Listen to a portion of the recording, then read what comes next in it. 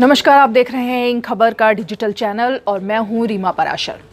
जब दो नेता बात करते हैं तो सबकी निगाहें इस पर टिकी होती हैं कि आखिर बातचीत क्या हुई, लेकिन इससे ज़्यादा निगाहें इस बात पर भी टिकी होती हैं कि दोनों ही नेताओं के बीच बॉडी लैंग्वेज कैसी थी। और बात जब नरेंद्र मोदी और डोनाल्ड ट्रंप की हो तो हर किसी की निगाहें इस बात पर टिकी ही रहती हैं। तो फिर पाकिस्तान के प्रधानमंत्री इमरान खान आखिर इससे अछूते कैसे रह जाएंगे? आज जब तस्वीरें सामने आई और मोदी और ट्रंप की बॉडी लैंग्वेज की बात हुई तो शायद इमरान खान के पसीने छूट गए और उसके बाद वो इतने ज़्यादा बौखला गए कि उन्होंने सीधे सीधे जब अपने देश को संबोधित किया तो धमकी तक दे डाली कि अब पाकिस्तान किसी भी स्थिति से निपटने के लिए तैयार है। यानी युद्ध की धमकी दी, पहली बात। और दूसरी बात, उन्होंने ये भी कहा कि दोनों ही देश क्योंकि न्यूक्लियर पावर देश हैं इसलिए सतर्क रहने की भी ज़रूरत है, लेकिन अब पाकिस्तान किसी भी सीमा तक, किसी भी हद तक जाने को तैयार है। तो अब इसमें तीन बातें निकलकर सामने आती हैं कि अब तक इमरान खान इस पूरे मामले पर चुपचाप क्यों बैठे थे,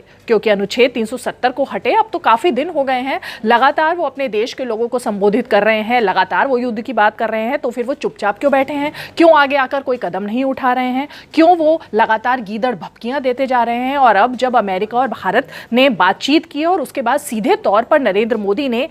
ये बात साफ कर दी कि अमेरिका ने भी ये बात साफ कर दी है कि दोनों ही देशों का ये कश्मीर जो है वो अंदरूनी मामला है, तीसरा देश इस मामले पर परेशान हो क्योंकि ये दोनों ही देशों का अंदरूनी मामला है, यानी भारत पाकिस्तान का मामला है।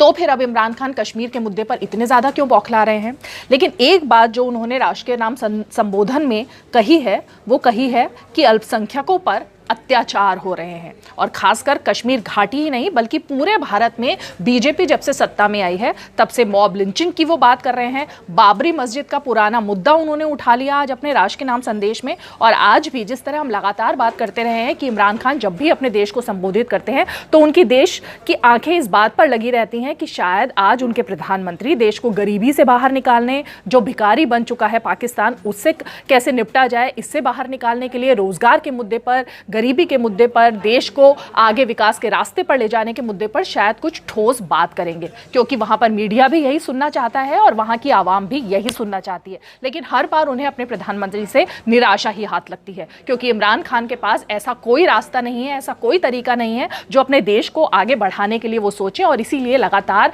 वो सोच समझ के जब भी बात करते हैं तो वो कश्मीर की ही बात करते हैं, युद्ध की बात करते हैं और धमकी ही देते रहते हैं। लेकिन यहां पर जो आज हम आपको एक और चीज उनके इसी राष्ट्र के नाम संबोधन के बारे में बताने वाले हैं वो ये है कि उन्होंने जो एक बात कही कि देश में यानी भारत में अल्पसंख्यकों पर बहुत ज्यादा अत्याचार चल रहे हैं, कश्मीर घाटी में मानव अधिकारों का उल्लंघन किया जा रहा है और बीजेपी ये सब कर रही है। हमारे पास पूरा इस वक्त डेटा मौजूद है जो एक बार फिर से इमरान खान के इस दावे को पूरी तरह से झुठलाता है कि किस तरह से उनके दावे हमेशा खोखले साबित होते हैं और इस बार भी खोखले साबित हो रहे हैं। बीजेपी के जो राज्य इकाई है यानी जम्मू कश्मीर की इकाई है, उन्होंने अभी एक डेटा रिलीज़ किया और उसमें सीधे तौर पर ये बताया गया है कि किस तरह से 20 अगस्त को जो पार्टी का सदस्यता अभियान खत्म हुआ है उसमें सिर्फ और सिर्फ कश्मीर घाटी और वो भी 3 संवेदनशील इलाके यानी श्रीनगर, अनंतनाग, बारामूला, इन सिर्फ 3 इलाकों में ही पार्टी के जो सदस्य हैं उनकी संख्या हजारों नहीं लाखों में पहुंच गई है। बीजेपी ने टारगेट रखा था कुछ हजार का कि वहां पर कुछ हजार सदस्य उनके बढ़ेंगे, लेकिन यहां पर अगर हम देखें तो ऐसा लग रहा है कि धारा 370 या अनुच्छेद 370 को हटाना बीजेपी के लिए रामबाण साबित हुआ है, क्योंकि वहां पर 1.5 महीने के अंदर ही करोड़ों लोगों को पार्टी के साथ जोड़ा जा चुका है। और ये जो संख्या है इस रिपोर्ट के मुताबिक वो केवल 1.5 महीने में ही 3 करोड़ 80 लाख पहुंच गई है, यानी 3 करोड़ 80 लाख नए सदस्य सिर्फ कश्मीर घाटी में ही बीजेपी में शामिल हो गए हैं। और बीजेपी का तो ये भी दावा है कि ना सिर्फ कश्मीर घाटी बल्कि जम्मू में तो पहले से ही 5 लाख से ज़्यादा संख्या जो थी वो पार कर चुकी थी और अब कश्मीर घाटी में अगर 3.5 लाख लोग बीजेपी के साथ जुड़े हैं तो जाहिर तौर पर वो अल्पसंख्यक भी रहे हैं, क्योंकि अल्पसंख्यकों की संख्या वहाँ पर सबसे ज़्यादा इस वक्त अधिकता में वही लोग वहाँ पर हैं। और वो लोग अगर बीजेपी से जुड़ रहे हैं, वो लोग अगर बीजेपी पर अपनी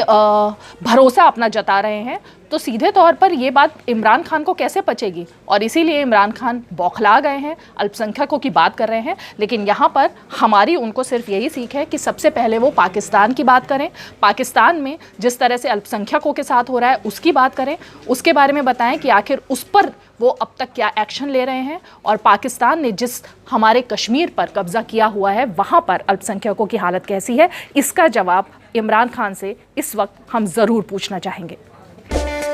इन खबर चैनल को सब्सक्राइब करें और बेल आइकन दबाना ना भूलें।